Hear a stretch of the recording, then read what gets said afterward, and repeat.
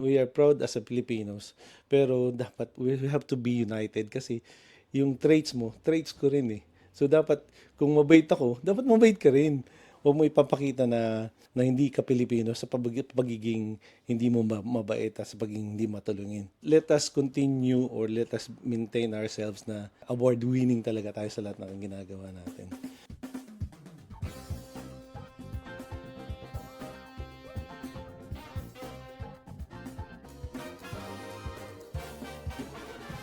Welcome sa isa na namang episode ng Brood and Barreled Stories. At kasama natin si Kuya Junjun. Brad, introduce mo muna si Kuya Junjun.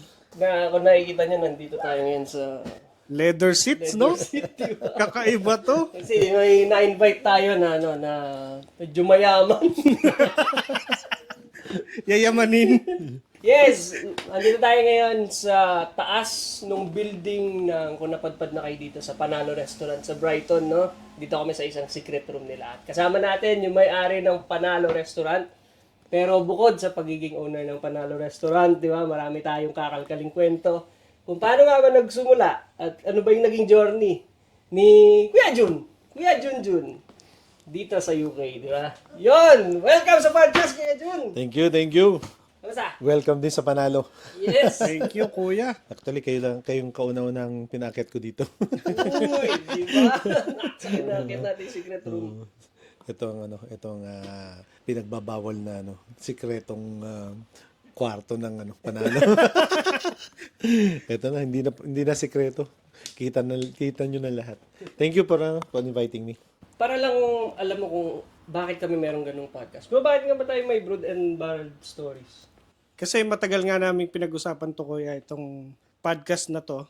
Pero nung nabuo na siya, ang nakuha naming medyo lalim-laliman na meaning ng Brood and Barreled Stories is mga bagay kasi na katulad ng tsaa, ng kape, at ng alak, dumadaan sa process and time para sumarap. So, nire-relate namin sa mga buhay ng tao na dumadaan din sa process and time para sumarap yung buhay. Kung hindi pa man sumasarap, nandun sa process.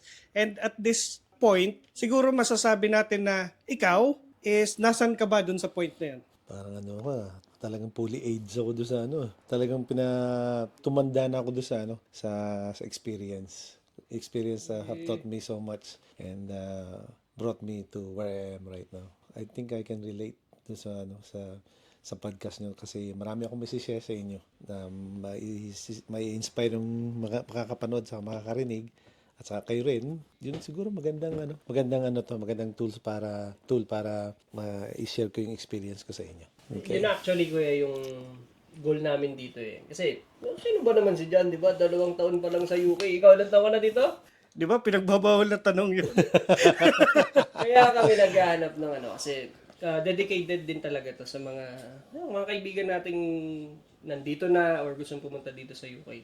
Para makita nila yung ano ba yung iba't ibang kwento behind Filipinos. Tulad mo na yan, nasabi mo na most likely ang dami mong pwedeng i-share sa amin na pwede namin kapulutan ng kalokohan, di ba? ng aral pala. So, ayun, kaya we invite people dito sa podcast na to. Kung saan pwede sila mag-share. Bago man yan, matagal na dito.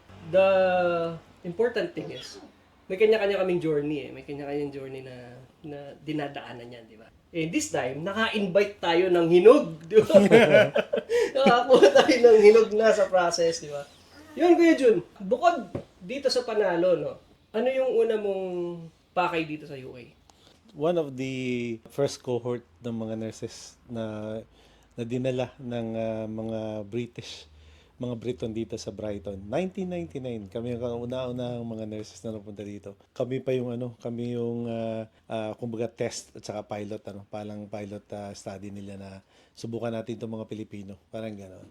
And then mabuti pag naging maayos naman, ngayon siguro mga libo na kami dito sa Brighton. Nag-Brighton pa lang. Not to mention yung mga malapit na mga cities like Worthing, yung mga surrounding areas namin. So 1999 dumating kami dito. Tapos since then naging nurse ako. Tapos nag-shift nga ako, which I'm going to talk to you about later. Nadala ko lahat ng mga pamilya ko dito. From kapatid, asawa, nasama. Nandito kami lahat. stop kita doon, no? Hmm. Meron lang ako itatanong. Hmm. Sabi mo, ikaw yung isa mga unang dinala dito ng mga British, no? But itanong mo nga yung pinagbabawal ng tanong. Gano'n ka na ba katagal dito, kuya? 1999, so 20, ano na ngayon, 24 years. So mga 23 years na, 24 years na, ano. Oo. Pinag-ugatan na talaga ako dito. Halos kalahati ng buhay ko, nandito na ako, di ba? 26 years old ako nung dumating ako dito eh. 52 na ako ngayon. 26 years. Dinoble mo na yung Doble edad mo na. nung dumating ka. Oo. Tapos ang dali namin mag-British citizen. 2 to 3 years lang, British citizen ka na. Ngayon, 5 years na kasi. Oo, tsaka tapos walang- plus 1 pa. Walang mga exam. May exam para yung parang, pero nandun yung mga sagot eh. Babasahin mo lang. Hindi, tsaka, mura pati noon. Napakamura noon, my God. Oo, hindi ka pahihirapan. So, 52 years old ka na, kuya. Oh, 52 years old. No? Parang hindi naman kita dun sa edad mo. Anong sikreto niyan, kuya? Ano lang, laging nakatawa. Saka laging masaya. Oo, parang parang hindi mo sinuseryoso yung buhay. Pero seryoso ka. No, hindi lang halata na na hindi ka seryoso sa buhay, pero seryoso talaga ako. Ako kuya, halata na seryoso. Hindi naman. Nakikita ko kayong dalawa sa Facebook ngayon. Ako nang ini-interview niyo. Parang ang saya, di ba? Nabanggit mo na rin yun, no? Kasi may dalawa ka na nabanggit na for me very interesting eh. Na pinag-ugatan ka na dito sa UK, di ba? Isa ka sa mga unang batch. Cohort yung tawag niyo doon, di ba? Cohort. Cohort na dinala dito. And now, ang thousands na kayo sa Brighton. Marami na. Siguro, alam mo gustong-gusto kong yung exact figure na, tanong do sa isa sa mga kaibigan ko. Pero hindi ko pa natanong. Pero, roughly siguro mga nasa 2,000, 3,000 na kami dito. Kasama yung mga pamilya. Lagi lang ako sinisingit dito sa podcast na to pagka ganyang na-amaze ako pagka may nakikita ko na tagal na nila sa UK, ganyan. Sa tingin mo ba merong gap between mga tulad nito na kakarating lang tulad ko and kayo na inugat na dito sa UK? Depende kasi sa tao eh. Yung, tingnan mo, kung ang tagal ko na, 26 years na, I'm fluent pa rin ako mag-Tagalog. Hindi ako though I speak English kasi isa sa mga trabaho ko noon sa hospital. Nagtuturo ako. From 9 to 5, English yung ko. Yung pagsasalita ko kasi siyempre mga English na tinuturuan ko. Basta nasa nasa tao rin eh. Depende siguro, kuya, sa tao, no? Oo, kasi may kilala ako, parang bata ako, lagi kong naisip na, nakabakbakasyon lang sa Manila to, pag uwi ng probinsya, gumagano. Kasi ganun eh. Kasi gumagano eh. Englishero na agad. Isang linggo wala. May mga, tapos ngayon, yung mga pagpunta ka dito sa England, basta sa ibang bansa, pag uwi mo ng Pilipinas, Englishero ka na agad. Hindi, parang nasa tao rin eh. Alam mo yung, hindi ko binitawan yung root ko. Na I know, I can be a British, I will become a British citizen, which I am right now. Pero nandun pa rin yung root ko. Kitang-kita naman sa kulay at sa itsura ko. Na ako hindi British. Ako yung Pilipino. So, talagang minintain ko yung pagiging Pilipino ko. Though I am British citizen na. Ang saya naman nung sinabi mo na yun. Kasi ako being a content creator, medyo marami ako na-encounter na inugat na daw dito sa UK. Pero ikaw, very different yung sinabi mo. Though, sabi mo, isa ka sa mga inugat na ng Brighton. Pero sabi mo din, hindi mo binatawan yung roots mo. Di ba? Or dapat nagiinom tayo eh. Oo nga. Brad, di ba tayo? Brood and barrel tayo. Bakit wala tayong brood? Wala rin tayong barrel. Ano bang dalawang alak Oo nga. yan? Meron kasi tayong dalawang alak dito. So, itong isa, nilabas ni Kuya Jun kanina. Octomore, excited ako ng gusto kasi gusto kong matikman ulit yung Octomore na to. This is a smoky whiskey. Ito namang isa, Tulibar din. Nag-member ako sa isang, yung Whiskey 52, kaka-start lang nila dito sa UK. Promote ko na din, lagay natin yung link dyan. Baka gusto nyo, may discount yan. 50% off pa. Makakuha kayo ng isang bote ng ganito. 350 ml yung isang bote. Tapos, every month yon kasi subscription siya. Ito, Tulibar din galing ng Scotland, kuya. So, Scotch whiskey, pero maliit lang kasi, siya parang pinili nung mga gumagawa ng whiskey or yung brand na naglagay nito sa bote. Tapos kung ano yung na-enjoy nila, nilagay nila sa bote, tapos papadala nila sa mga subscribers. So, habang nagkukwentuhan tayo, inumin natin. Sige. Di ba? So, habang binubuksan, Maganda yan. And barrel. Bro, baril. oo, kung wala din naman, di ba?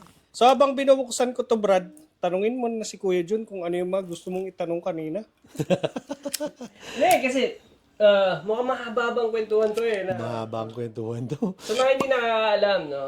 Hindi ko sure kung paano ako umpisang nakakonect sa'yo Oo nga, sa no? social media. Pero I think it's through Facebook din, maybe. Facebook. Or sa grupo namin, yan, shoutout kina Kuya Fredo, kina Jay, kina Buraot ng UK, no? Sila Kuya Ariel. May grupo kasi kami na, yun din, mga kaibigan ko din yun ng mga oldies na ng UK, pero ano pa rin, masarap mga kasama pag, tulungan ka talaga. So, feeling same energy kayo, ganun din yung energy na, at saka vibe. Pero nagkita tayo first time, sabi ko, okay. Oh, itong owner ng Manalo Alam mo na, sabi ko rin, Brad, nung na-meet ko nga si Kuya Jun, sabi ko, parang kapatid ko to or parang tatay ko siya yung tingin ko. Kasi yung wisdom ng tatay ko, ganyan eh. Yung parang deeply rooted sa pagiging tatay, sa pagiging family man. Tapos yung sobrang jolly. Pero pagdating doon sa mga bagay na kailangan seryoso, seryoso siya. So yun yung na-appreciate ko din kay Kuya Jun. And siguro, kailangan natin mag-toast doon. Yun. Yun, oh. Siyempre ako yung tanggero, dinaya ko kayo. Tingnan nyo, maliit lang yung sa akin. Hindi nyo kailangan ubusin yan, ha? Mukhang masarap to, ah. Hindi nyo ba alam na hindi ako umiinom? Ay, hindi ko umiinom. Ay, hindi ka ba umiinom, Kuya John? Sorry! Sorry! Okay lang. Hindi, okay lang. Mukhang masarap naman eh. Basta konti Ba't lang, ang Kuya dami John. mong alak? Eh kasi nagbibenta kami, alak. Alak nga. Masarap pala. Parang banayad whiskey. ah. Ang sarap. Parang banayan na. Ang sarap. Ang sarap. Mga kaibigan, ito na Hindi, po. parang nabanggit na niya, hindi naman siya nagiinom kasi hindi siya Di ba? shot or share. Oo, puro share na ako ngayon. Puro share Puro na lang share ako gagawin ngayon. natin. So tayo na lang iinom. Oo, hindi ako iinom. Walang problema. Hindi kasi ako pwede ako uminom ngayon. Kaya mahal na mahal ako ng asawa ko kasi I don't drink, I don't smoke. I just womanize. Sabi nung asawa ko, pero hindi na, okay lang. Okay lang yan, okay lang yan. Very good. Alright, okay. Mabango ah. Hindi dalawa yung sa Ang akin. sarap. Inamoy ko lang naman eh. Balik tayo dun sa buhay nurse mo, no? Ano yung una mong trabaho sa nurse? Ano ko respiratory nurse ako nung dumating dito. Kasi galing ako sa, trained ako sa Lung Center of the Philippines at saka sa Philippine Heart Center. Doon ako nag-train. Doon ako nahasa. Alam mo, nung nag-graduate ako, 17 years old pa lang, may diploma na ako as a nurse. 4 years old, nasa grade 1 na ako. Kasi nanay ko ang teacher. Oh. First honor, syempre. Ito pala yun. Oo, 4 years old. Tapos sama-sama ako, nandun ako sa desk niya. Tapos may sabi ko, uy, graduation na. Binibisa na ako, graduation na. Tapos mamaya, first honor ako, sabi ng tatay ko, hindi ako akit ng stage. Kakahiyayan. Halatang halata. Ikaw ang anak mo yun. No? Totoo yun. Tapos, since then, hindi na ako nag-honor. Hanggang ngayon. Pero, ang ganda may mga story kasi yun, mamaya, mag-i-collab ko lahat yung mga binabanggit ko sa inyo. Na nabanggit ko to lagi, o lagi kong binabanggit na it doesn't matter kung hindi ka academically good. But streetwise o kaya life is kumbaga good ka sa life. Kumbaga smart ka sa buhay. So your I will is better than IQ. Your IQ. I will do it. Ganun ako eh. I will do it. Pag ginusto ko, I will do it. Kahit na sabi mo na may sinasabi nila na mas magaling yung isa kasi mas matalino sa iyo yun. Walang matalino. Pare-parehas tayo eh. Kumbaga may sa atin kasi may mga label eh. Valedictorian yan. Summa cum laude yan. Eh ako muntik na maging summa cum laude eh.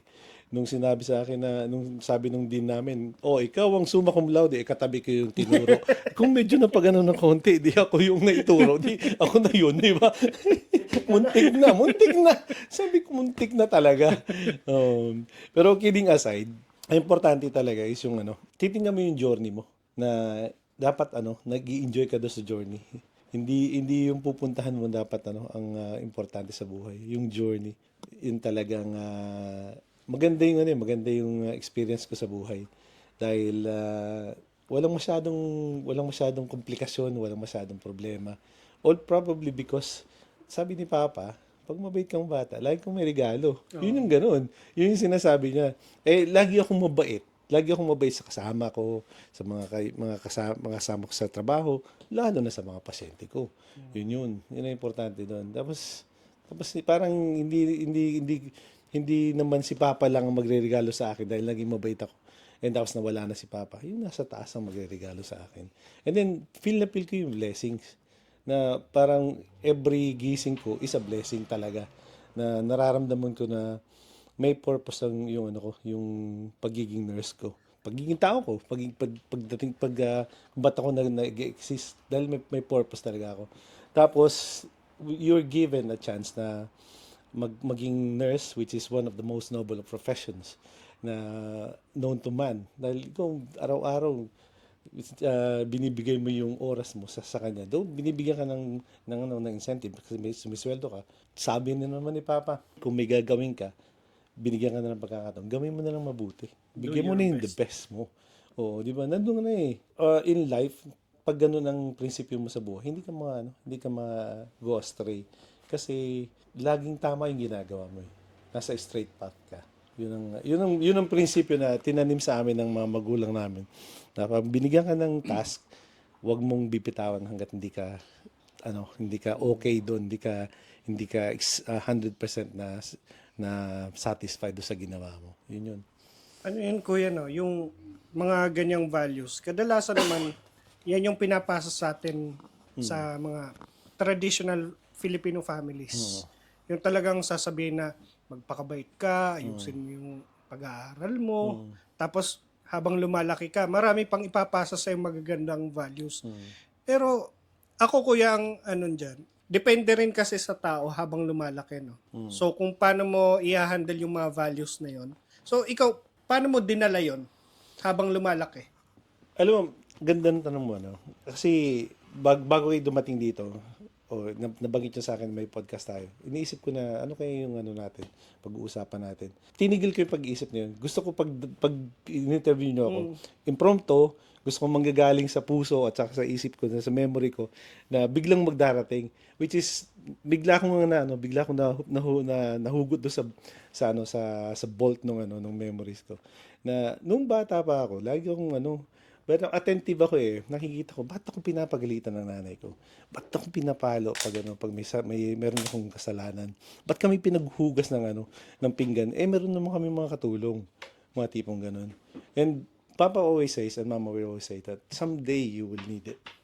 Someday you will realize kung ba't ka namin pinagalitan, kung bakit ka namin hindi binigyan ng freedom para hindi umuwi ng ganitong oras. Dapat may curfew ka. Tapos alam mo, sa pamilya pala talaga magsisimula lahat. Yun ang hugot namin eh. Kami magkakapatid na nurse. Yun ang pinakang hinuhugutan namin ng lakas. Yung nung bata kami, na pinaparamdam sa amin ng mga magulang namin ng tunay na tagumpay sa buhay ay sa loob ng pamilya. Kung meron kang success na nararamdaman sa pamilya mo, kahit na ano pa ang ibato sa iyo sa labas ng pamilya mo, parang baliwala. Kasi you're not afraid to lose, you're not afraid to fail. Kasi feeling mo successful ka lagi sa loob ng pamilya. Ano ko yan, yung family kasi is sobrang halaga niya na hindi mo sila pinili. Kusa yan na binigay sa'yo ng Diyos, di ba? Na dumating yan ng hindi mo naman hinihiling na ito yung maging magulang mo, sila yung maging kapatid mo, or kung sino pang members ng family. Pero, as you grow older, mas nare-realize mo na yun palang pamilya mo, merong purpose talaga sa buhay mo. Bakit yun yung mga taong binigay sa'yo, yung guidance na yun, paano nila binigay sa'yo. Although yung sa pagiging magulang nga daw, ako wala pa akong anak. Ikaw, Brad, may anak ka na, di ba? So, ikaw ba nung katulad niyan, kayo, parehas kayong may anak, ano yung pakiramdam nyo na, pati ikaw in-interview ko na. Ano yung pakiramdam nung nagpapalaki ng anak? Kasi hindi ko pa naranasan eh. Ano yung pakiramdam ng nagpapalaki ng anak tapos ikaw naman yung magpapasa ng values? I think marami makaka-relate sa akin pag sinabi ko sa inyo na you always look up at your parents, like your idols. Yung talagang ay, ito pala ako magiging pagdating ng panahon. Kasi ganun ang tingin ko sa tatay ko eh. Kung tingin ko, ang galing nitong lahat, parang alam niya gawin lahat. Parang ganun ang dating. And then now, parang ganun ako. Lahat, nagtutubero akong plumbing, karpintero, mekaniko, nurse. Ngayon may sarili akong restaurant. Mga tipong ganun. And Papa can easily do that in his time, in his prime. Ganun ang tinitingnan ko. Tapos, mabuti pala ang pinakang sinusundan mo ay yung mga magulang mo, dahil alam mo na role model eh. Yung pag naging role model ka ng mga magulang mo, yung mga magulang mo, hindi ka mawawala kasi though hindi ko nila lahat ng pamilya is straight o kay meron katulad ng pamilya namin. May mga pagkatuloy na tatay mo nagkamali o nanay mo magkamali. Pwede mo pa rin silang dahil magulang is magulang. They have reasons kung ba't nangyari sa kanila yun. And then ano yung responsibilidad natin as growing up kids. And then napupunta tayo sa magandang school, so ganun. Then you will realize kung bakit nangyari yun. Yun yung understanding mo na, kaya pala naging ganun si Papa. Kaya pala naging ganun yung tatay ko. Ganito pala yung nanay ko. Eh dahil ganito. Yun yung ikaw na mismo magpo-purify na, hindi ko gagayahin yun. Kasi tinitingala ako ngayon tatay ko, pero, tingnan si Papa. 13 years old pa lang si Papa, nag-smoke na. I never smoke because I saw or I see ng mga panahon na yun na talagang mahirap na magkaroon ng sakit. Kaya hence ba't ako naging respiratory specialist sa Pilipinas. Dahil alam kong magkakasakit si Papa. Tingnan mo, pinaprepare ko na yung sarili ko na alam kong magkakaroon ng cancer si Papa dahil ilang pakete ng Red Marlboro ang kinukonsume niya. Hindi niya matigilan eh. So yung mga tipong gano'n. So I still look at him as my idol, pero yung mga bagay na hindi dapat niya ginawa, na-realize ko nung dapat si Papa hindi na ganito. So ako na ngayon, bilang yung tatay ko, mas purified na ako ngayon kasi hindi ko na ginaya yung mga masamang mga bisyo niya. So dapat yun ang yun ang ganun ang inspirasyon, ganun ang pag-idolize mo sa tao. Hindi mo gagayahin yung pangit, yung magaganda lang lagi. Meron ako kuya na naalala dyan sa sinasabi mo. No? Kasi I've read about this sa libro ni T. Harv Eker. It's about blueprints. So, yung mga tao daw, ang tendency nila is makuha yung blueprint na kinreate nung parents nila. So, yung term actually is the environment.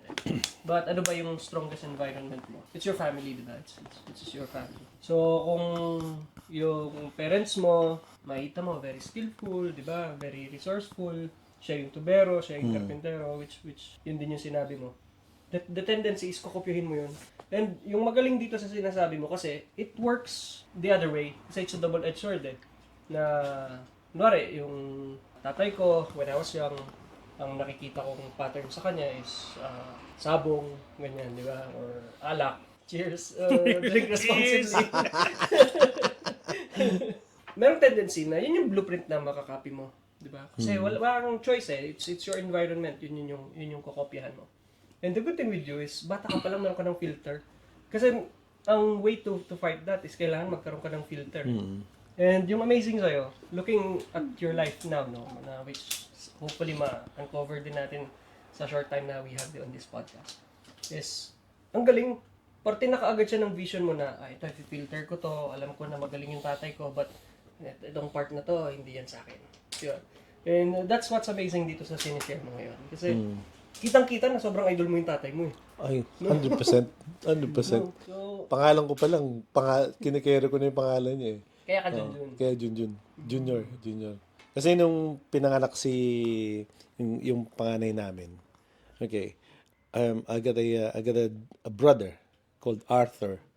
Nung pinanganak siya, nandun si Papa sa loob ng operating room, cesarean. Sabi ni Papa, hindi ko Junior yan. Pangalan yan Arthur. Hindi man Teodoro, Medaran Junior. Hindi man. Tapos nung pinanganak na ako, ito ang akin. Parang ganun. Ang ganda naman pa nung transition eh. Dahil si Arthur turned out to be Ira. Ngayon, naging Ira na siya. Nag-switch. Now, tingnan mo kung gaano ako kaswerte sa buhay. Na sa buhay ko, meron akong kuya, naging kuya. Ngayon, may sister na ako. Oh, so hope you understand what I'm trying to say. Actually, yung episode before this, diba sila... Oh, may sinot tayong ganun eh. Yung isang episode namin is LGBT partner naman na nandito naman. Oo, Kasi we really want to feature yung amazing stories ng boys. And nakakatawa, ikaw ba idol yung tatay mo? Oo. Kaya nga, ano din yun eh. Nung nakausap ko talaga si Kuya Junjun, ang nararamdam, parang kapatid ko siguro to or kamag-anak ng tatay ko to kasi parang may, ano eh, Aura, no? may same aura eh na yung mga sinasabi ni Papa noon, parang narinig ko din na sinasabi niya, yung mga ganong values. kasi nakikita ko yung tatay ko. To be honest, Papa never graduated sa high school. Hindi siya nakapag-high school. Hindi niya natapos. Nung nagkikwento siya kasi nagda-drive siya ng ambulance. Tapos, nung mga panahon na yun, nagda-drive din siya ng jeep namin. Alam mo, ako yung parang kasama-sama niya. Ako yung parang katulad ng anak ko ngayon, si Teo. Laging kasama pag nagda-drive ako. Nagkikwento siya. And hindi niya alam na tinitingnan ko siya. Siguro mga nasa nasa college na ako. Tama, nasa college na ako. So, alam ko na kung ano ang galawan sa buhay. And alam ko na kung ano yung emotions na meron ako. Nung nakikita ko siya, very sincere siya nung sinasabi niya sa akin na hindi ako nakapagtapos. Pero parang dinadaw niya yung sarili niya o nagiging honest siya sa akin. Pero ang tingin ko sa kanya lalong tumataas. Kasi sabi ko, bakit ikaw ganyan? Mga kaibigan mo si congressman, kaibigan mo si best friend mo si mayor, tapos ganito. Sabi ko, tipong gano'n. Sabi ko, and then, lalong, yung respeto ko, lalong tumaas kasi, yung parang dinadaw niya yung sarili niya na hindi ako napagtapos, hindi ako marunong mag-English, hindi ako parang hindi katulad mo na pinag-aral kita, na tingnan mo, ikaw ganyan ka na. Parang ganun. Parang, sabi ko sa kanya, don't worry, Papa. Ako naman ikaw eh. Ako naman susunod na ako eh. Na ikaw eh. Ako yung parang refined na Teodoro. Kasi senior siya. Ako Teodoro Junior. Tapos si Teodoro the third. Oh. So, parang ganda. Ang ganda nung cycle of life na yung DNA niya lahat pare-parehas. Pati yung laki ng tiyan ko. Kanya. Oo. Oo. Parang Totoo yun. cover ko ng Pero the best traits na binigay niya sa akin is yung yung pagiging mabait. Totoo. Mahirap sa isang tao na sasabihin mo mabait ka kasi it has to be it has to be the other people or yung ibang tao ang dapat magsasabi na ikaw mabait. But I always say that because pag sinasabi kong mabait ako, that means I got it from him. Parang pinipraise ko yung tatay ko. Dahil ako siya eh. Yung talaga, makikita mo yung tatay ko, nasusubo na lang, ibibigay pa. Totoo yun. Ang ganda ng jibe nila ni Mama. Si Mama yung nagbabalance doon. Kasi siyempre si Papa nagpunta ng Saudi, lahat bibigay niya mga pera sa mga kamag-anak. Si Mama naman sasabi, sandali mo na. Yung mga tipong ganun. Para sa mga anak mo yan. Para sa picture ng mga anak mo yan.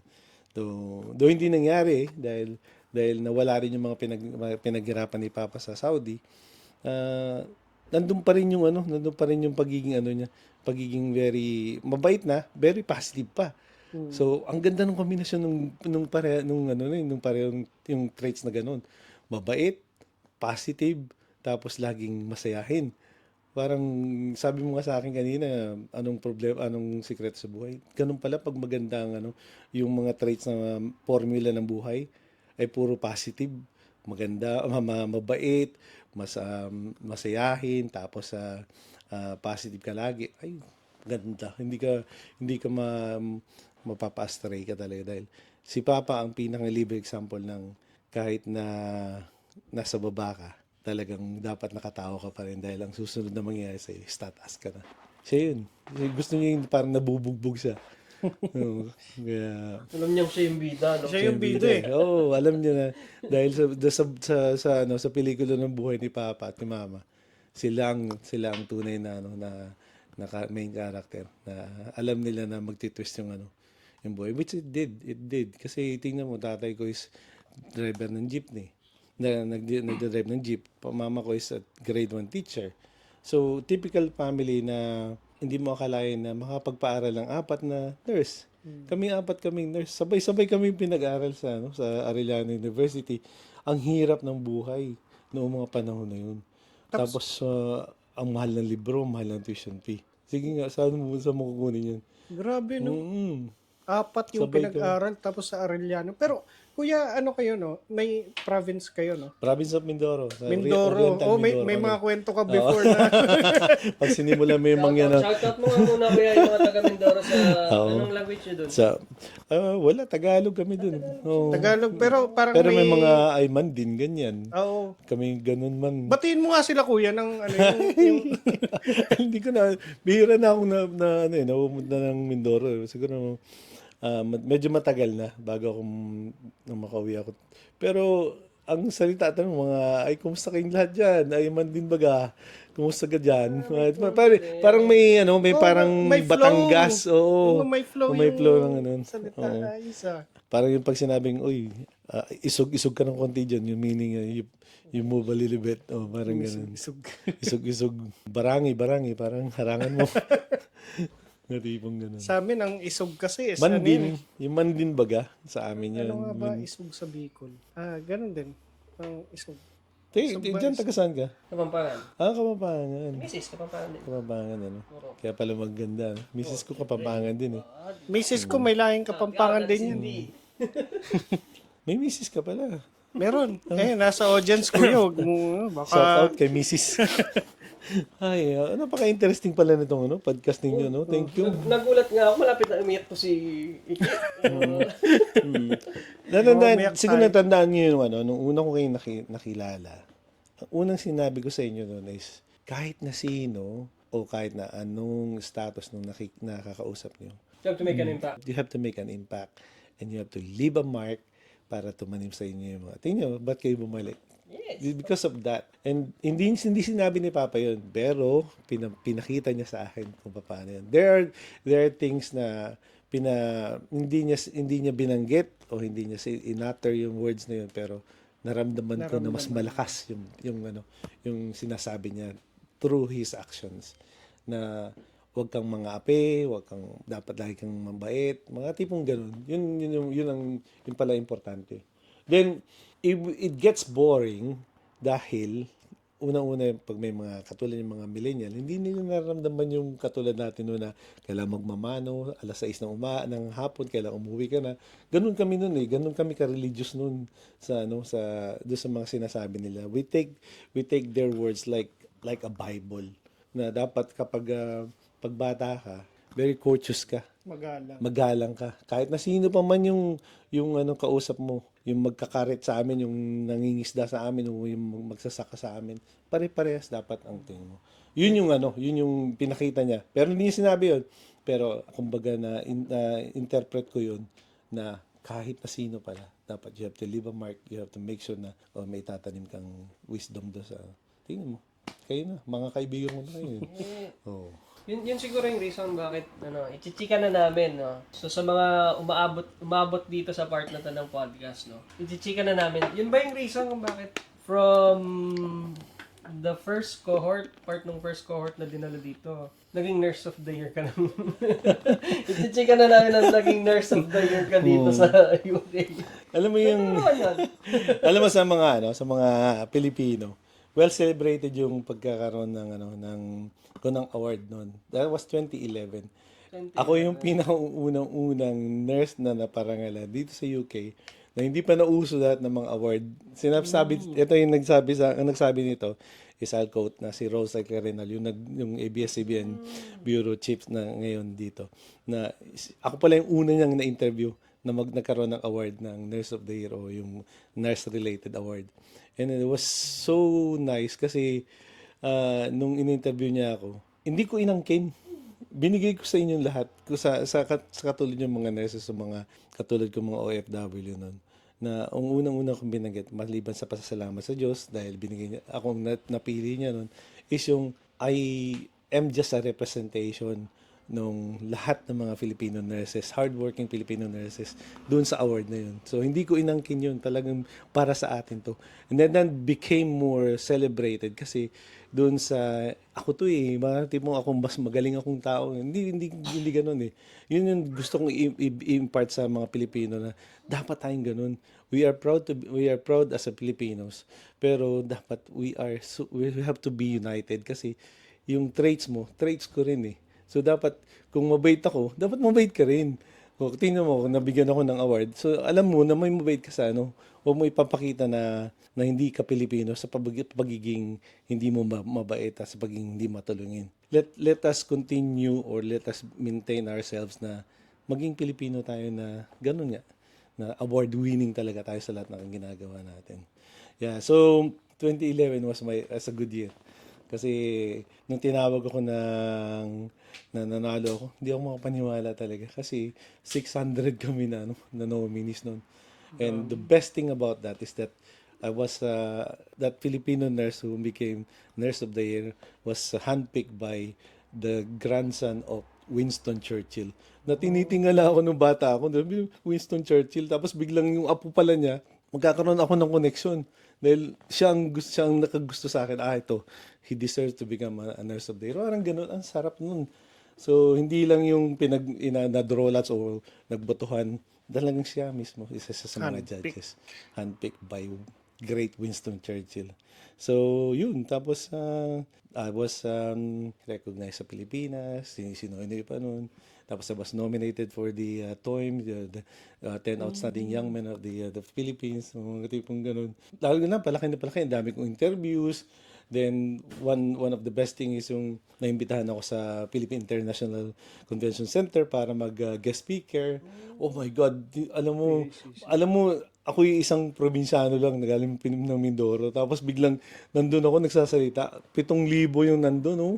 Nandun. And di pa yun. Nasa kabila pa sa plenary hall nun, si Miriam Defensor Santiago. Tapos ang pinakamaganda doon, si Papa at si Mama, nandun sa harapan. Lahat nakaputi, tapos si Papa nakapula. Tapos kitang-kita ko. Tapos yung parang talagang sa peripheral vision mo, nakikita mo siya. Natuwang-tuwa siya dahil ang laki ng pangalan na nasa likuran namin doon sa board ng PICC, Teodoro Medran Jr. Pangalan din niya yun eh. Oh, so that time was the best time para sabihin sa kanya na, Paps, para sa iyo ito. Parang ganoon. So alam mong ginawa ko? Umingi ako ng paumanin sa kinat ko yung aking speech. Sabi ko, bihira po ang napaparangalan ng mga magulang na hindi nasa casket. Pwede po bang patayuin ko yung mga magulang ko para palakpakan ninyo? Ay, pinalakpakan. Naiyak si Papa. Sabi ni Papa, alam mo, pwede na akong mamatay. No, namatay nga. Diyos ko. Greatest plot twist. Brandy shot natin yung plot twist na yun. Ay, Diyos ko. Tapos, siyempre, dumaan na yun sa akin na naging parang famous ako. Known ako parang yung pangalan ko is naging matunog kasi dahil sa pangyayari na yun. Alam mo, hindi pumasok sa isip ko yun o hindi pumasok sa ulo ko. Lumaki yung ulo. Because naging grounded ako. Oo, naging grounded ako lalo. Paano mo nagagawa yun, kuya, na maging grounded pa rin amidst all those level of success na parang alam mo, ang dami kong accolades eh. Hindi lang to, sa basketball. I was MVP ako sa basketball, 3-point shooter ako, tapos they call me the trigger man kasi magaling ako. kay Dick? Oo, alam kay Dick. I made something like, there was a time na I made 13 3-point shots in one game, 18 3-point shots in one game, mga tipong ganun. And then they know me na noong mga panahon na yun kasi mataba na ako yun. Pero again, isa sa yung mga parang nararamdaman ko na parang lahat ng pinabasa ko, lagi akong number 1. Lagi akong nagtatap. Lagi akong nag-excel o lagi akong nakukuha. Ba't kaya? Ano kayong rason? Tapos, tatanungin mo yung sarili mo, wala lang. Be yourself and give the best that you can. Tapos, inspired ako lagi.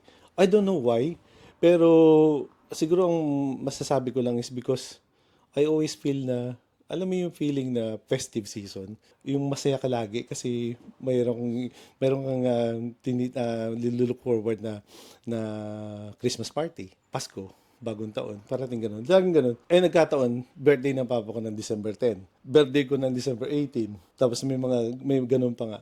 Alam mo, nadadala ko yun all throughout the year. Araw-araw ng buhay ko.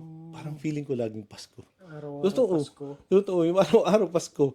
Tapos, pag gano'n ang pakiramdam mo, lagi kang mabait, lagi kang grounded. Kasi wala kang dapat wala kang dapat pagmalaki sa buhay natin. Dahil unang-una, nurse nga ako.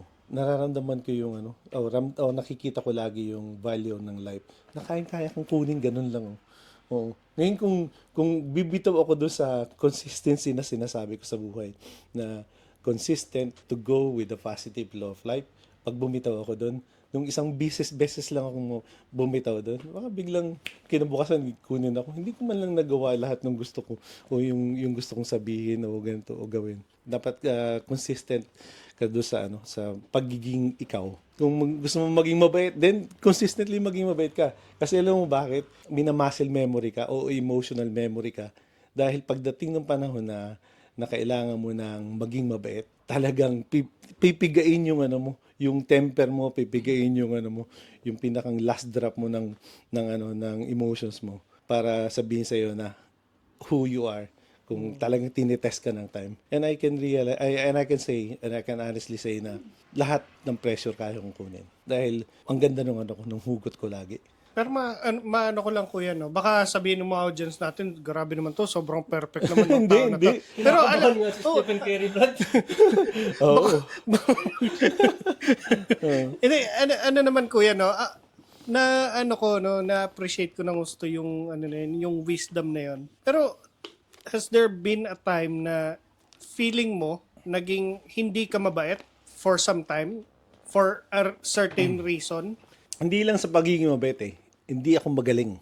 Yun yung kasi mabait, magaling, at saka masipag. Yung mga tipong ganun. Yun yung mga traits na mga gusto ko Tapos, hindi na yung maganda lalaki. Kasi tapos na yun. Sa akin na lang yan. Sa'yo na. Kaya dyan na ipakasa natin. Bigyan mo naman ako. Marami akong times na ganun. Don't get me wrong. Tama ang ganda nung tanong mong yun. Kasi people can relate to this. Dahil ang hirap mabuhay sa araw-araw. Una-una, pera, bills, trabaho, pressure, pamilya, ganito. Ay, meron din ako pinagdadaanan yan. Oo. Pero I have developed siguro supernatural power ko siguro talaga yung yung I can convert yung negative sa positive easily. Yung? Na bago ko gawin yan, pinagsisisihan ko na. And then ang sarap i-share sa inyo na paggising ko pa lang sa umaga, pag tama pala nung tubig sa ulo ko dahil magsishower ako, kumakanta na ako. Kaya pinipersa ko yung sarili ko o kaya pinoprogram ko yung mind ko na maging masaya throughout the day. So meron na siyang parang kuya, no? Oh, there are May times na programming na sa sarili mo. katulad kagabi, katulad ng isang gabi, hindi naman isang gabi, but just an example na may nung isang gabi na hindi maganda yung araw ko, kinabukasan parang hindi ka naglo-look forward sa araw na yon dahil kala mo parehas na naman ng araw na yun. Parang ang kaya kong gawin is mag-shower lang and then think of the day na it's going to be a brand new day. Alam mo, I have a song na lagi kong kinakanta. Pag hindi ako, alam ni Mrs. yan pag kumakanta ako nung ganun. Ang ibig sabihin niyan, mayroon akong pagdadaanan na araw na to na gusto kong makuha o kaya baka mahirapan ako makuha. I need some guidance to sa taas. Ang Panginoon na aking pastol. Yun lang kinakanta ko. Ang Panginoon ang aking basto, madilim na lambak man ang tatahakin ko. Wala akong sindak, siya'y kasama ko. Tapos parang lumalakas yung pakiramdam ko kasi wala akong sindak kapag kasama ko siya. Totoo yun. Sabi ko sa inyo naiyak na naman ako. Kasi iyakan din ako Hindi ko siya nasa harap, hindi ko siya nasa likod. Katabi ko siya. Katabi ko siya. Inaakap niya ako. Ganun ako. Bigla ko naalala si Papa kasi ganun yung nararamdaman ko pag may pinagdadaanan ako. Parang may humahaplo sa akin. Nasabi niya, anak, kaya mo yan. Kaya mo yan. And I always get what I want. Because I know, ang lalakas ng prayer warriors ko. Ano na sila kuya, no? Parehas na sila yung Papa't mother and mama father. past siguro mga 5 years na, 7 years na siguro. Ganun. But para sa akin, saludo ko dahil miss na accomplish sila pagiging nanay namin at tatay namin. And then kami rin mga anak nila. Mission accomplished din kami dahil naging mabuti kami mga anak sa kanila. Ay nako, iyakan na Wala naman. pa na rin umiyak. Ako bro, sumisingot-singot na lang ako. Magkakaiyakan pala tayo Hindi dito, bro. natutuwa ako kasi lalo na pag pag nakakaiyakan ganito. Yun actually yung reason bakit wala kaming script na wala kaming binibigay na parang guide questions kasi we just really want to learn like tulad sa inyo. For example, yung hitik nung experience mo, malamang malayong-malayo bago ko ma-experience ulit yun bago ko pa ma-experience agad. Diba? That is why hearing authentic stories like this, iba't ibang flavor, iba't ibang emotions yung and for me, yun yung maganda dito sa mga ganitong kwentuhan And yun din yung reason kung bakit brood and barreled stories ito ko we just want to learn, gusto lang namin malaman kung ano ba yung kwento ng ibang tao. And usually, di ba, yung mga ganitong kwentuhan, nangyari to over coffee. Dito, sa amin ni Ike, di ba, since passion niya din yung alak, nangyayari siya yung mga ganitong kwentuhan, nangyayari sila over a drink. Pwedeng beer, pwedeng alak, pwedeng coffee, juice, di ba? And lagi ko ito naisip, when we were young, pag may bisita ka, inaabutan agad yan ng drink. Di ba? Anong gusto mo? Juice, tubig, coffee, di ba? Coke. Special na yung Coke. Oo, di ba? And from there, puna yung mga yan, ang dami ng kwentuhan. Yun yung original na podcast Yun yung mga original na kwentuhan. Diba? Tagapakinig tayo na ng mga bata tayo. Tayong mga bata, usisero kami sa gilid-gilid. And kaya yung mga gantong kwentuhan. Pero nung bata kami, tinataboy kami, hop, kwentuhan matatanda to, doon kayo. Di ba? Hindi kayo pwedeng sumabat sa usapan ng matatanda. Yun ang nakalakihan natin Pero yan nga, yung mga na-share mo na yun, it's very rare na makikita mo to sa YouTube, ganyan. And yung mga kwentong ganito, dapat sinishare talaga to sa mga And comment ko lang, no? Ikaw lang yung, hindi ko alam, no? Kung may kilala ka rin iba, na tao na talagang tiniklaim, mabait ako. Oo. Very rare ako makatagpo ng tao na tiniklaim talaga na siya mabait. And I think, no, dun sa question ni Ike na, paano mo ngayon, masasabi mo ba na there's a point in your life na hindi ka naging mabait? Kitang-kita no na nakatanim talaga sa root nakatanim talaga sa core mo yung value na mabait ako, hardworking ako. Diba? And for that, dapat na-shot natin. Gusto mo lang siya mat Ang dami mo na namang sinasabi, Brad. Napapashot tuloy ako. Kaya ako yung tanggero, nakadalawa na ako Parang dinadaya ko yung Nasat ko sarili yung ko. kay Kuya Jun kasi hindi pa lang nga nagiinom. Tiyan na lang Kuya natin. Jun. Pagkatiyan natin. Pagkatiyan nyo. Marami sa'yo. Ganun Tubig ang ka, Kuya Jun, bawal ka pala mag-inom. Oo. May ano ko dyan parang minsan nakapag-inom ako noon nung nasa college ako. Hindi ko alam mo hindi ko gusto yung alak. Ang hindi ko gusto yung hangover. Kaya hindi ko na binisyo. Ako kuya, manginginom ako pero ayoko ng hangover. So ang ina-advocate ko talaga is responsible drinking. Kaya yung inumin natin na yun, ang ibig sabihin ko lang talaga ng inumin natin is responsibleng manginginom. Hindi ka dapat iinom to the point na kinabukasan wala nang silbi yung buhay mo kasi sayang So ayaw nating magsayang ng buhay. Gusto natin yung ganito. May kwentuhan, may silbi kung bakit tayo uminom, hindi para malasing. Kasi ayoko din namang nalalasing. Bigyan natin ng value yung mga bagay-bagay. Going back do sa sinabi ni Jan, na I keep saying na mabait akong tao. It's like promoting or it's like a respect to my dad nung pag sinasabi ko yun. Kasi there are times na I made bad decisions in my life. And this is another thing that you can relate. You will undergo that kind of process as well na magkakaroon ka rin ng bad decisions. Kasi akala nyo, tama yung decision na yun. Okay. And then, so, in other words, nagkamali ka. Pero, ang pinaka-importante sa pagkakamali mo, kung paano ka babangon, kung paano mo ipatama yung mali na ginawa mo. Alam mo, I like to share this with you kasi it happens to me, very personal, but very effective and very useful dahil it's about family again. Pag dumating yung panahon na papipiliin ka about family and something else, there's no question about it. No brainer. Na akala mo tama yun na hindi kasama ang pamilya. Tama na tama yung desisyon mo. Babalik lang ako doon sa sasabihin ko na kung ako si Papa, ano ang gagawin ko. Yun lang. And then my dad was a very, as in, mas mabait talagang tao. So, ang sasabihin ko sa sarili ko, kung hindi ko gagawin to, kung si Papa ang gagawa nito, o kung siya nandito sa sitwasyon na to, itong gagawin niya, nakakahiya ka naman. Pinakita na nga sa iyo yung tamang daan, tapos itong daan na pala dito ang tatahakin mo, mag-iba ka pa ng daan. Binakita na nga sa iyo yung tama eh. Yung pagiging mabait, hindi ka mapapariwara. Di doon ka na. So, that's the reason why I keep saying that. Na dito ako sa straight path. Nagkamali man ako, pero babalik pa rin ako. Dahil alam ko na ganun din yung tatay ko na ginawa niya. Hindi niya pinakita sa akin, pero nakita ko na lagi siyang nandun sa tamang daan. Tsaka ko yan, yung sinabi mo na kung papipiliin ka, pamilya mo or something else, laging ang pipiliin mo dapat yung pamilya. Mo. Kasi yun yung laging uuwian mo. Oo. Yung akala mo na kailangan kong i-give up muna yung pamilya ko para magtumaas ako o para masundan ko yung aking hinahangad o yung aking pangarap.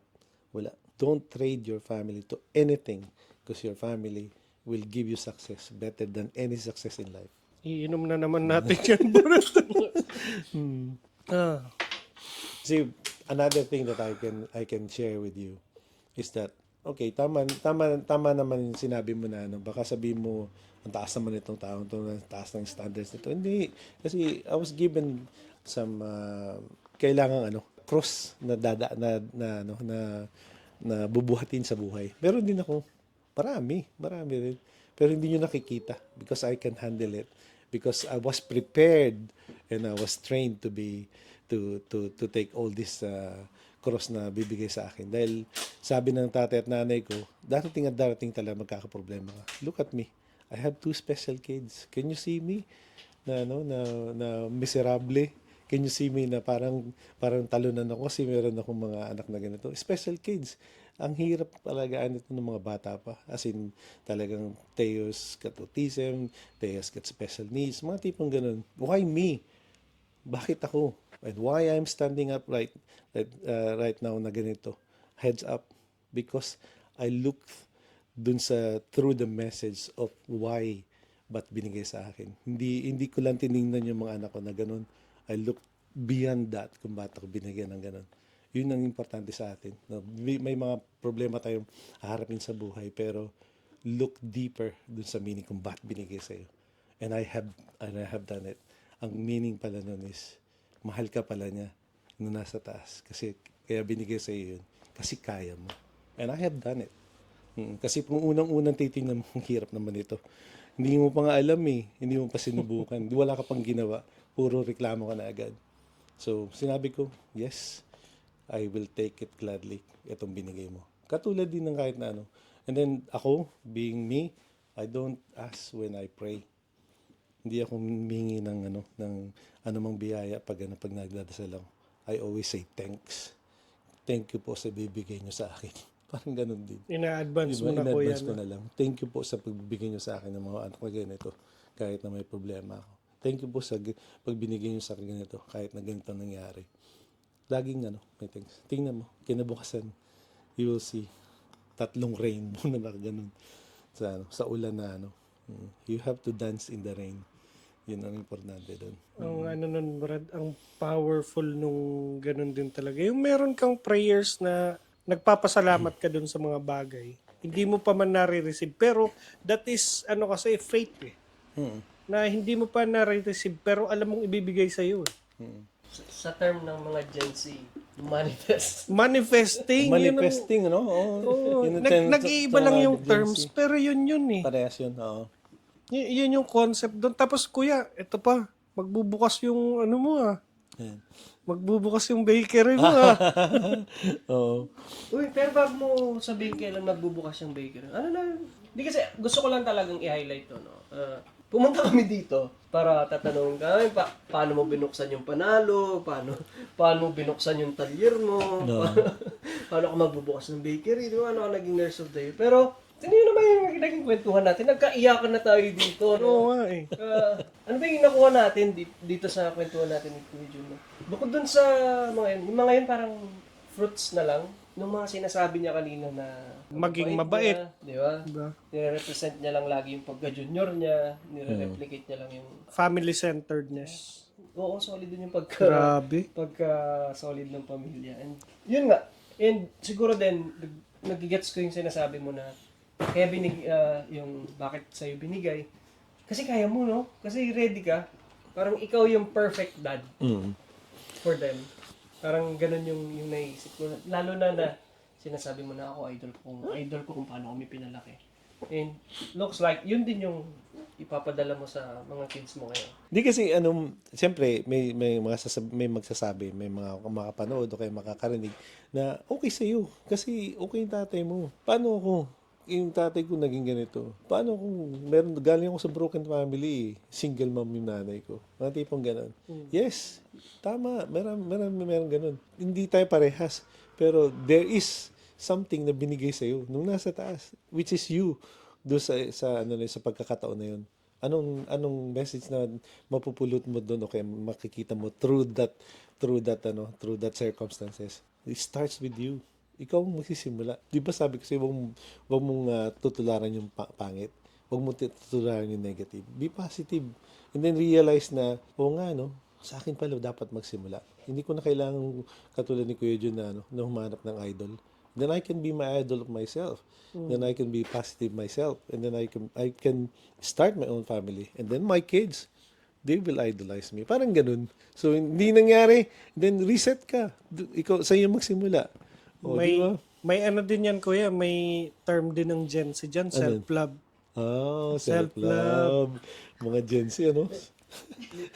Di ba? Kasi inaano nila yan eh. Yung minsan, kahapon actually, umattend ako ng isang parang webinar, Zoom meeting. Tapos may isang nag-talk doon na parang 4.5 years siyang walang social media kasi may mga nangyari sa buhay niyang nagpa-down sa kanya. Pero, na-depressed during pandemic. May someone close to her, parang mother na nawala. Tapos yun yung nagpa-down sa kanya ng husto.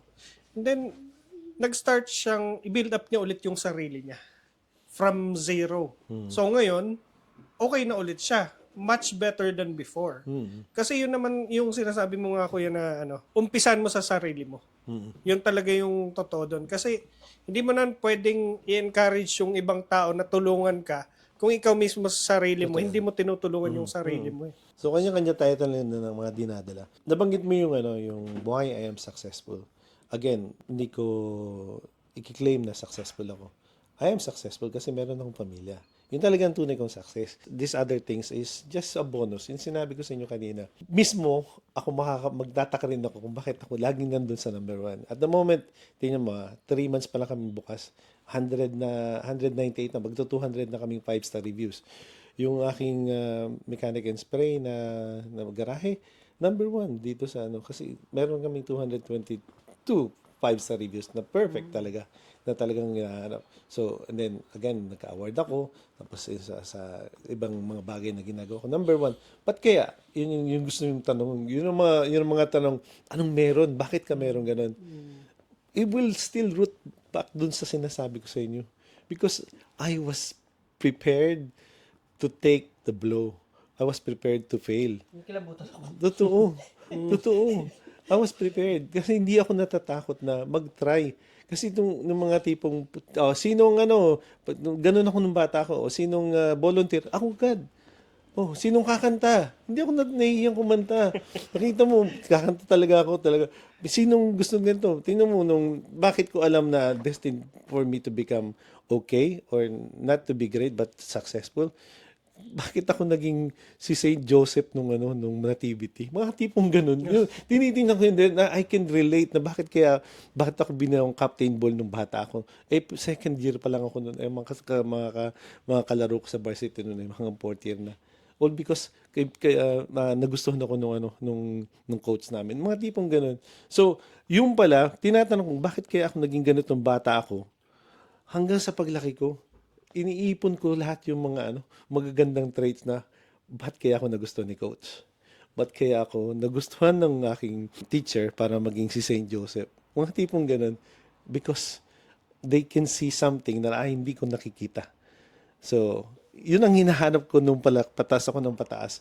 Palaki ako ng palaki o tumatanda na ako. Nakikita ko na there's something there na nakikita nila, hindi ko nakikita. Pero alam ko na meron ako. And it's because, yun nga sa isang trait na yun. Mabait akong kasama, masarap akong kasama, tapos may nakikita sila. Then I'll be like that. I will maintain like that. Hindi ako magbabago. So, Ano yun, kuya, magandang mind opener sa mga taong nag-iisip na ano ba yung mali sa akin. Kasi minsan mapapaisip yung tao, ano bang mali sa akin? Parang meron bang mali? May kailangan ba akong baguhin? Pero minsan, pag alam mo sa sarili mo na okay ka, hindi mo kailangan baguhin yun para lang just to fit in. Kasi sa natin ngayon, sa environment natin ngayon, minsan kailangan mong mag-fit in para lang ma-accept ka. Pero yung para sa'yo, hindi mo kailangan baguhin kasi nag-fit in ka dahil doon sa quality mo eh. Dahil, unang-una, appreciated ako eh. Oh, yun. Nung tatay at nanay ko eh. Kasi, para sa kanila, okay na okay ako, perfect ako sa kanila. So, sa ibang tao, kahit na hindi ako ma-appreciate ng ibang tao, it's okay. Katulad din na sinasabi ko, okay lang na hindi ako mag-succeed doon sa iba. Pagdating sa loob ng bahay, successful pa rin ako. Hindi niya ako na-appreciate, okay lang. Si Papa at si Mama, appreciated ako. Okay lang. Di ba ganun? Then, sa mga parents, o sa mga aspiring, basta yung mga bagong parents ngayon, ganun ang gawin nyo sa mga anak nyo.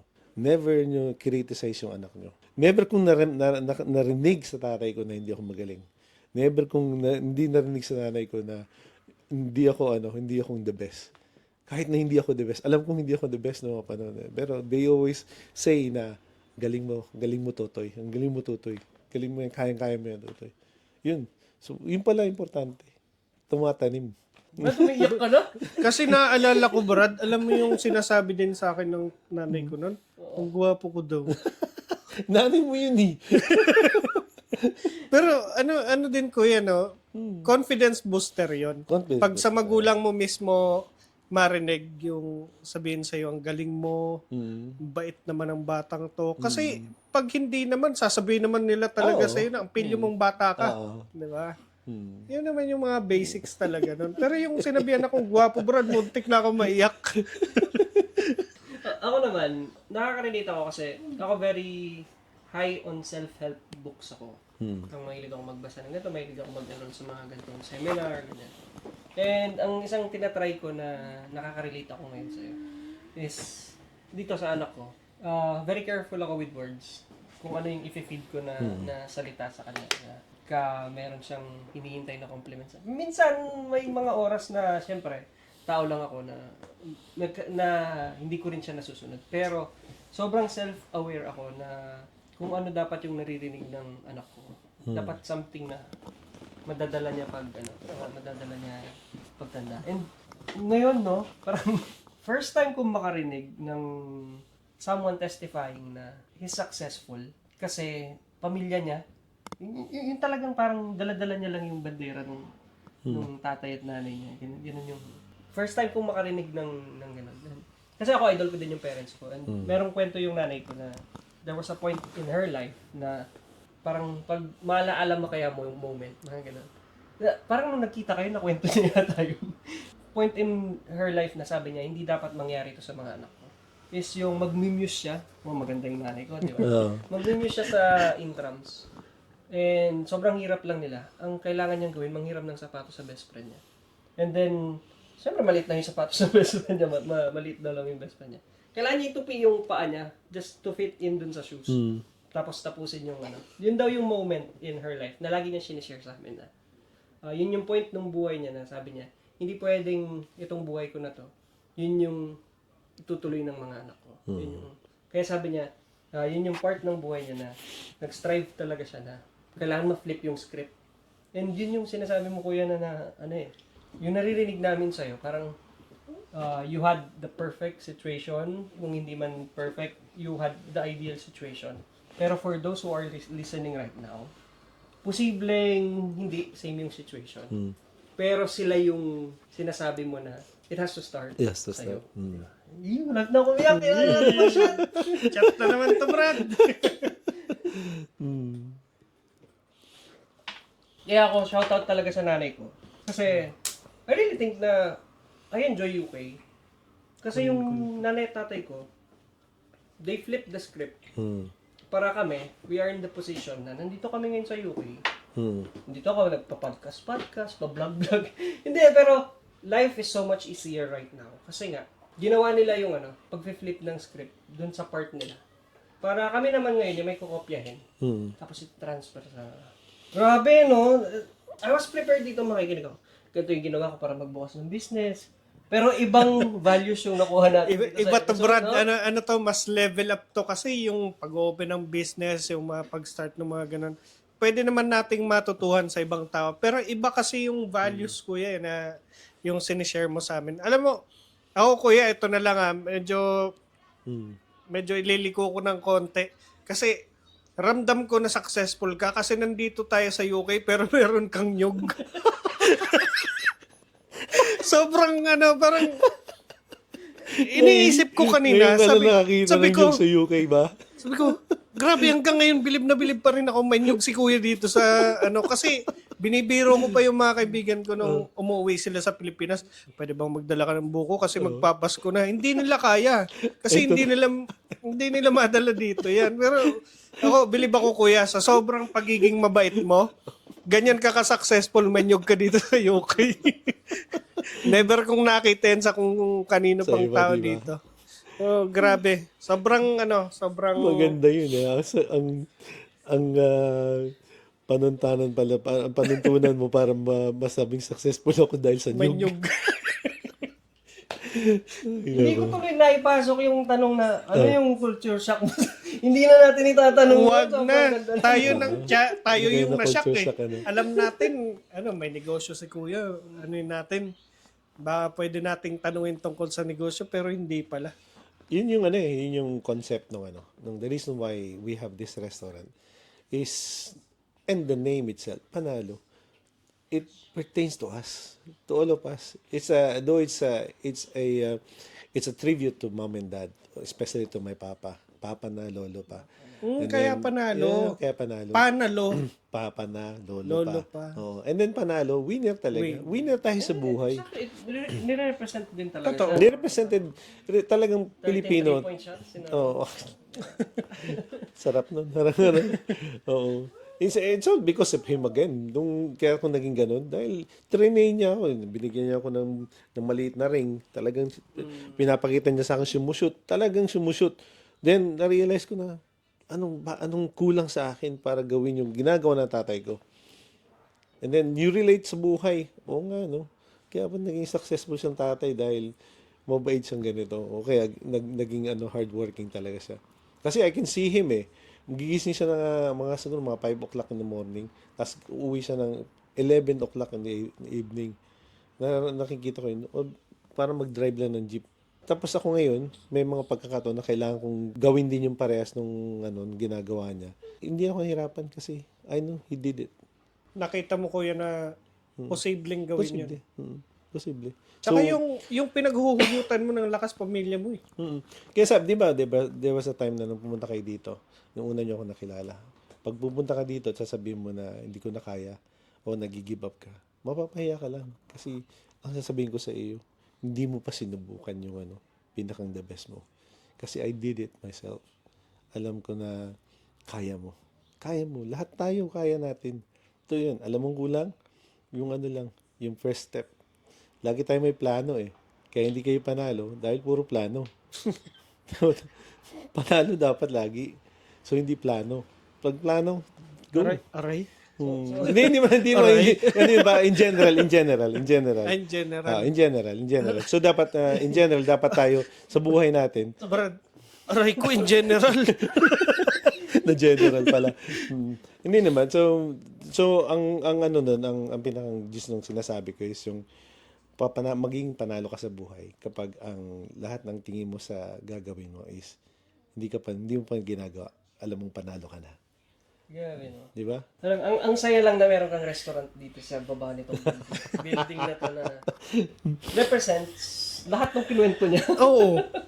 No, ang saya lang na merong ganung meron siya ngayong parang naging physical na representation nung lahat ng kinukwento mo kanina na ginusto mo na i-replicate sa tatay mo. Para siyang hindi siya trophy pero it's you just created something na pwedeng puntahan ng mga Pilipino na pwede mo ngayong ikwento sa mga customer mo yung mga kasi nung first time kitang makilala. Kinuwento mo yan sa amin eh. Sabi ko, yun pala yung origin story nung panalo papa na lolo pa, di ba? And then, minention mo din yung lahat ng kinuwento mo kanina na sobrang idol mo yung tatay mo, di ba? And, nung umuwi kami nun, meron ko question sa misis ko. Sabi ko, totoo kaya talagang ganun kabait yun si Kuya Jun? Sabi ko, parang sobrang tugtog dito na ng pagkamabait niya. Parang meron akong ganun na iniisip. Tapos hearing your stories right now,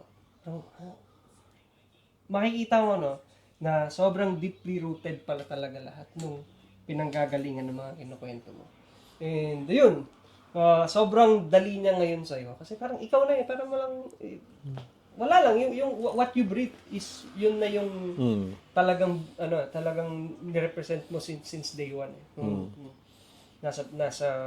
buhay pa yung parents mo. Astig lang na, first time ko talaga makarinig na ang claim nila sa success is yung family nila.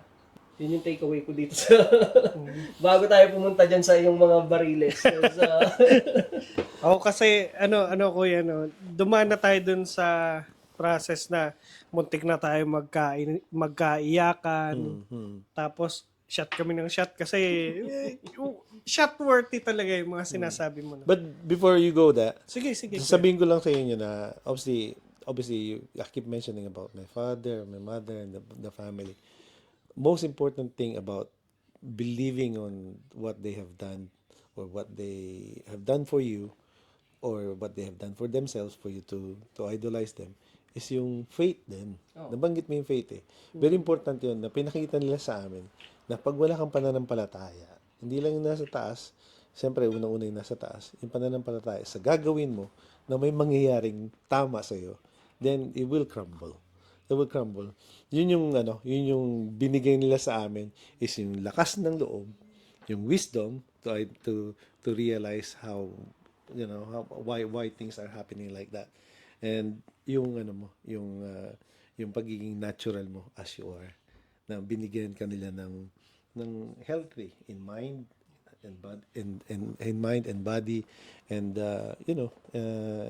in spirits. So yun kaya dapat kasama yun. May mga malaking factor yun na dapat yung faith mo na I know it will be done, it can be done, na talaga mangyayari. Sobrang cliche pero sobrang refreshing marinig na gumana tong gantong kwentuhan eh. Pero sobrang sarap niya lang marinig from someone na alam mo na andyan. Genuine. Diba? Oo. Hindi siya basta kwento-kwento lang. Kumbaga, ini-embody niya talaga yung mga sinasabi niya na yan eh.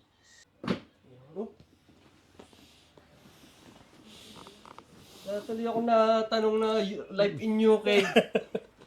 Kaya wala kami script eh. Ang ganda na Wala kami script talaga, kuya, kasi gusto namin yung natural lang na kwentuhan. Kasi pag may script na, syempre, expect mo na noon. Ang alam lang namin na itatanong namin ano yung proseso, bakit ka nandyan. Yun lang lagi yung... Pero yung para sa'yo, kuya, ano na yan eh. Hindi na namin itatanong yun.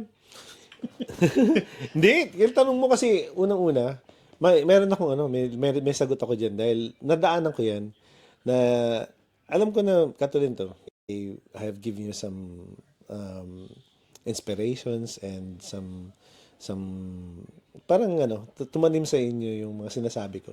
Pero darating ang panahon na kailangan nyo pa rin ng lakas ng outside world or outside force para to move on and to carry on. Hindi lang yung pagiging mabait, hindi lang pagiging magaling, kailangan mo. There's some other things which is yung nasa loob mo na. Ito na yung pinakang nasa loob mo. Saan mo kukunin to ngayon?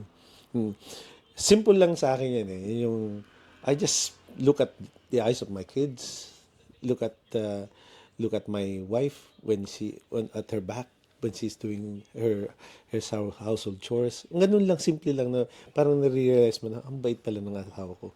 Ang bait pala ng Diyos sa akin kasi tingnan mo, meron akong 2 anak na na mabait at saka mahal na mahal ko. Yung mga tipong ganun, yun yung mga inspiration mo. Yun yung mga sinasabi ko sa inyo na what are the things that will give you a push kapag pag kailangan mo na ng push. So yun yung mga tipong ganun. Again, I'll share something na simple lang. Nagkaroon ng pagkakataon na makabili ng 10 pesos na poster yung nakita niyo doon sa mural sa baba. Na kaya nakalagay doon yung mural na yun. Dahil merong pagkakataon na nakabili ako ng 10 pesos na poster that it changed my life and it enhanced my values. Ang sabi doon sa 10 pesos na posters, nothing in life is to be feared. It is only to be understood. Wala ka palang dapat ikatakot sa buhay. All you have to do is understand kung ba't nangyayari sa iyo. Binigyan ako ng ganung mga anak. All you have to do is understand. Binigyan ako ng ganitong pasakit sa buhay. All you have to do is understand and move on, carry on, and do the best thing that you can do. And look at us. What are you now? Parang ganun. Oh, ngayon, another challenge in my life, I have a restaurant. Another challenge in my life, I have a garage. I'm not a nurse anymore. Mga tipong ganun. Oh, but in my life, I've been a nurse. Mga tipong ganun. So now, I have to move on. So hindi pa ito tapos ng chapter ng buhay ko. But mananatili sa buhay ko, in my life, yung 10 pesos na poster na yun, that nothing in life is to be feared. It is only to be understood. Ang ganda, di ba? 10 piso. Ganda, Brad. Chat. Malalasing tayo sa wisdom. So, wag kayong matatakot. Dahil pag natakot kayo, yun na yung simula nung pag-give up nyo. Favorite ko din yan, kuya, yung phrase na yun. Pero hindi ko pa siya maisabuhay ng 100%. People are afraid nung hindi nila naintindihan. Diba? Takot tayo sa hindi natin naiintindihan. Fear of the unknown. Fear of the unknown. Kaya yun din yung reason kaya yung iba takot na mag-try, takot mag-push, di ba? So, ayun, coming from you, sana makahanap din ako ng 10 pesos na na poster ko. Pero to see it na in action, na sinasapuso mo yun, it gives me parang more encouragement nga na talagang minsan na lilimit lang talaga tayo of what we don't understand. And I think dun papasok yung mga tulad mo na can share yung experience nila. Dun papasok yung doon ka magdadasal, di ba? You ask for enlightenment. And I think, yun, maraming papupuntahan yun yung phrase na sinabi mo. And sa tingin ko maraming matututo. Kasi sinum up mo yun yung lahat ng kinuwento mo, no? Na yung buhay mo, it looks ideal, it looks perfect. Pero behind the scenes, marami ka ring challenges na hindi mo naintindihan. Na ang motivation mo lang is, Lord, bigyan mo ako para maintindihan ko to. I'm ready. Parang ganun yung sinasabi mo. Solid naman nun. Dumiretso na tayo dun sa barrel. Baka maiyak pa ako. Sige, yan. Kaya so itong part ng podcast namin. Na-intriga naman akong dyan sa pagkatapos nating medyo magseryoso. Marami ring serious dito, kuya. So, kabahan ka. Usually, we ask people na bumunot. And the questions hindi namin alam kasi they're from previous guests or mga friends. Nagtanong kami para maglagay sila dyan ng questions para sa mga guests namin. Bubunot ka pag gusto mo mag-shot, isa-shot Ike, or pwede ka rin mag-share na lang. Isa-shot ko. Maganda to Iyan natin to. Suotin natin na pinagbabawal na When did you last cry? Kanina lang. When did you last cry? Na-witness namin. Dito lang, ang galing sa podcast lang. And why? why? Anything that will pertain to my mom and dad, easy. Napakababaw ng luha ko. Totoo yun. Yeah. Because I cry because I'm happy. Yan ang pinaka-importante. You cry because you're happy. You cry maybe because you're sad. There are times that you will do. But most of the time I cry because I'm happy. You know, katulad kanina, I was talking to my wife and I was crying because I can't believe what's happening to us. No, yun lang yun. That's another form of good gestures and saying grateful kami sa nangyayari by crying. Yeah. Okay. Sabi ko na, kapatid ko to eh. Kaya pag nagkukwentuhan tayo, Iyakin din ba to? makatango-tango ko. Parang ano to Question number Parang two. boy abunda lang to Yan, question number Ito 2. yung parang fast Ganda talk ng natin. pagkakasulat nito Oh. Ganda ng handwriting, no? What's the drunkest you've ever been? Can you share more about it? Okay. I was in Baguio, Fundador. Oo, sinubukan ko yan. Nagpundador kami noon. Tapos, I was with my brother-in-law and my, si kapatid ni Cindy, tapos yung brother-in-law niya. And pundador nga, ang sarap ng pundador. Parang hindi ko nararamdaman kasi ang ganda ng kwentuhan eh. Pero the next day, yun ang pinakang ayaw ko. Yung talagang hirap na hirap ako, oh my God. And indirectly talagang sinumpa ko na na hindi na ako iinom. Since then, hindi na ako minom. Si Kuya lang yung kilala ko na Hindi nagiinom pero yung nalasing. hindi yung sasabihin na hindi na ako inom pero talagang hindi na uminom. Hindi Kanina talaga. nakita ko pinadampay niya lang sa labi niya. Sabi niya, ang bango pala nito. Mabango lang.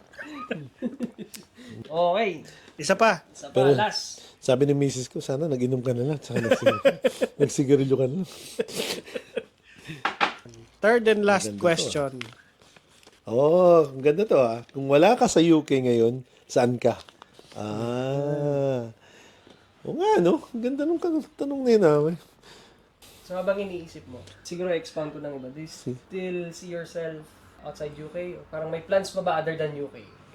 Siguro sa US Yun ang ano naman talaga yun American dream ng lahat, ano?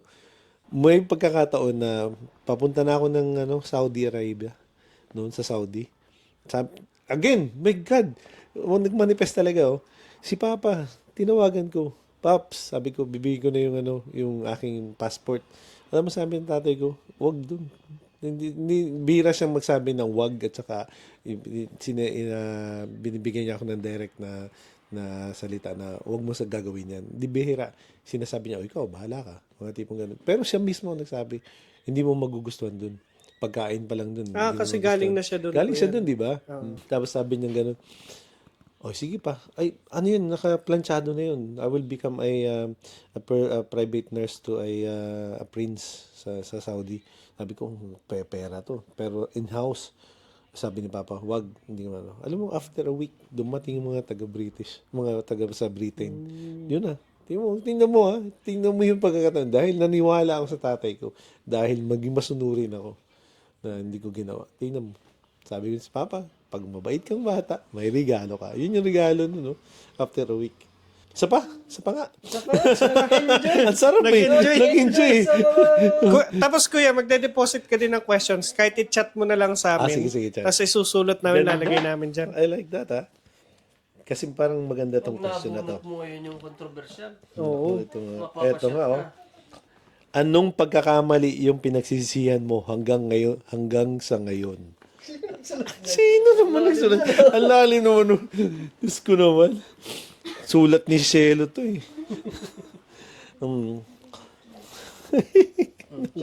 Parang isa-shot mo na to. Kasi controversial I-shot na to natin.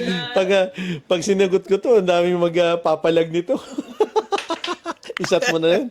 Pasa ko dyan. Napashot ako dun isa pang question daw. Nag-enjoy si Shelo dun sa Parang gusto tayong pasyatin Pasarap, no? Pasarap. Ang ganda ng bunutan namin dito. First time dito, Brad, na may bumunot ng 5 question. There. Read your last dirty text message you sent. Ikaw talaga, Shelo. Ikaw to Dali, tinignan ko. Meron ako dito Kuya, babasahin ba yan? Babasahin ko talaga. Oo. Kaysa naman ako uminom ako. Diyos ko. Hindi ko ba sinend yun? Diyos ko. Oh my Nung God. nabunot ko yan, ako nag-shot ako. Read your Ayun, last naalala dirty ko yun, text. Brad. Sumat ka nga nun yung episode 0 natin, no? Oo. Sige na nga, i-shot mo na. Yung ano na. Brad, Matindi yan. mag-ano tayo? Octomore. Octomore ka na lang. Konti lang at maano to eh. 60, ilan ba to? Sa ordinary na Ano to eh? na bar, kung orderin mo, isang shot magkano yan. No? 61.3%. Siguro kuya, ano, walang ganyan sa ordinary bar. Oh. So, whiskey bar mo talaga siya ma-order yung ganyan. Pero, mahal yan. Basta mahal. Parang, Kaya pala yung nagmano price, ka kanina. yung presyo ng isang bote ng, yung regular na whiskey, isang shot lang yun. Parang ganun. Oh, shot na daw natin. Ikaw talaga. Iba? Iba. Iba. Iba, no? Iba. Ito ba yung sinasabi mo, Smokey? Yes. Lagi niya ako nililecturean about alak. Hmm. Smoky. Ano pa ba yung mga... Fruity. Ito talagang... Smoky talaga. Smoky talaga yung ano. Kasi may ano yan, Brad eh. Konting kalaman. Itong ano, ppm. Ito yung binibigay nilang rating para doon sa smoke. So ito 114 mataas na yun para sa smoky whiskeys. Matindi, ano? Pero masarap. Hindi siya basta smoke lang. May complexity. Ang gusto ni Jay. Gustong shot. Sige nga, show your last dirty text. O siya, hanggang sa susunod na episode ng Brood and Barrel Stories. Thank you very much, Kuya Junjun. Thank you. It's an honor. Ang dami nating nadala. Dami. Anyway, bago natin i-end, promote mo yung mga business mo. Sayang naman. Oo, tama. Oo nga pala. Thank you. Panalo Restaurant is doing well. So, come and join us and come and have some fun here. We got karaoke, we got the authentic taste of the Philippines, which is our yung mga food natin talagang hina-highlight natin yan.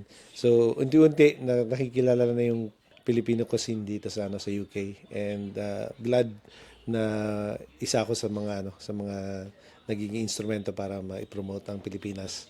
And then we will have our panaderia, which is our bakery, opening soon in a few weeks time or a week time. Pandesal, very ang sarap ng pandesal, di ba? Natikman nyo sarap. naman, di ba?